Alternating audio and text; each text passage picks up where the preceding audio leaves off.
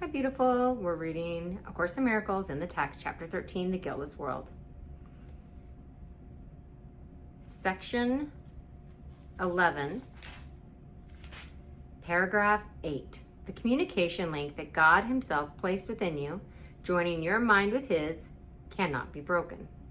I'm going to pause here and say, that's really good news, right? Like, no matter how much our insanity or ego or fragmented parts of our psyche might want us to believe that that communication link can be broken, we're assured that it cannot be. There's no possible way.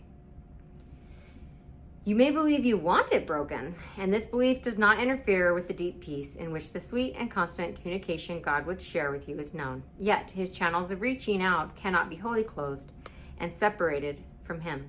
Peace will be yours because his peace still flows to you from him, whose will is peace. You have it now. I'm going to pause here and say, this is really beautiful. And I've experienced this in moments where everything in the world around me, metaphorically, feels like it's on fire and all is lost and I'm really lost in the nightmare. And when I can be still, get into that quiet state, there have been moments of tranquility of like, oh, everything's fine. Most of what I'm worried about is in my head. You have it now. The Holy Spirit will teach you how to use it, and by extending it, to learn that it is in you. God willed you heaven and will always will you nothing else. The Holy Spirit knows only of his will. There is no chance that heaven will not be yours, for God is sure, and what he wills is as sure as he is. I'm going to pause here and say, the fact that God's will be done is our salvation. We cannot will ourselves out of heaven. We cannot will ourselves out of peace. We cannot will ourselves out of being God's perfect son, whole and complete. We can imagine that we're not. We can have a nightmare that we're not, but we can't in reality change our perfection. You will learn salvation because you will learn how to save.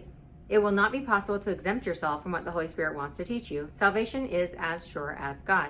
His certainty suffices. Learn that even the darkest nightmare that disturbs the mind of God's sleeping son holds no power over him. He will learn the lesson of awaking. God watches over him and light surrounds him. Can God's son lose himself in dreams when God has placed within him the glad call to waken and be glad? He cannot separate himself from what is in him. His sleep will not withstand the call to wake. The mission of redemption will be fulfilled as surely as the creation will remain unchanged throughout eternity. You do not have to know that heaven is yours to make it so. It is so.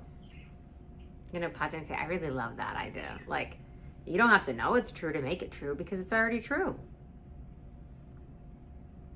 Yet to know it, the will of God must be accepted as your will.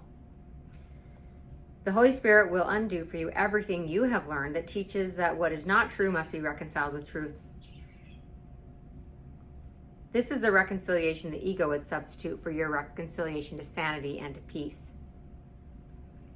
The Holy Spirit has a very different kind of reconciliation in mind for you, and one he will affect as surely as the ego will not affect what it attempts.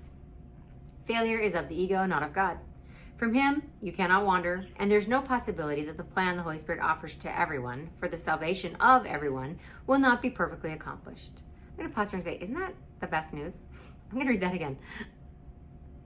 There's no possibility that the plan the Holy Spirit offers to everyone for the salvation of everyone will not be perfectly accomplished.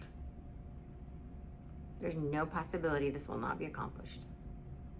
Despite what your ego may tell you, you are not hopeless. You will be released. And you will not remember anything you made that was not created for you and by you in return. For how can you remember what was never true? Or not remember what has always been? It is this reconciliation with truth and only truth in which the peace of heaven lies.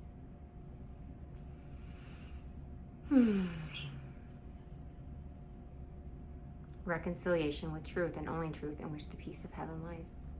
It's interesting here, it says earlier that the ego wants to reconcile lies with the truth. But the truth has no need of lies and can't reconcile with lies. So it's letting go of the ego's lies instead of trying to reconcile them with reality. It'd be like being in an insane asylum and being like, I'm Cleopatra, but I'm going to reconcile that with who I actually am. It's like, no, just realize you're not Cleopatra. might be a silly example, but the ego is silly. The ego would have us believe things that aren't true, and you can't reconcile a lie with the truth. All you can do is let go of the lie. So I invite myself, I invite you, I invite us, moving forward for the rest of the day. When we catch ourselves thinking something harmful or hateful or hurtful or judgmental or contemptful, to recognize it's a lie of the ego. We can let it go. We don't have to cling to grievances. Clinging to grievances is like holding on to hot coals, thinking that we're hurting the other person, but we're really just hurting ourselves.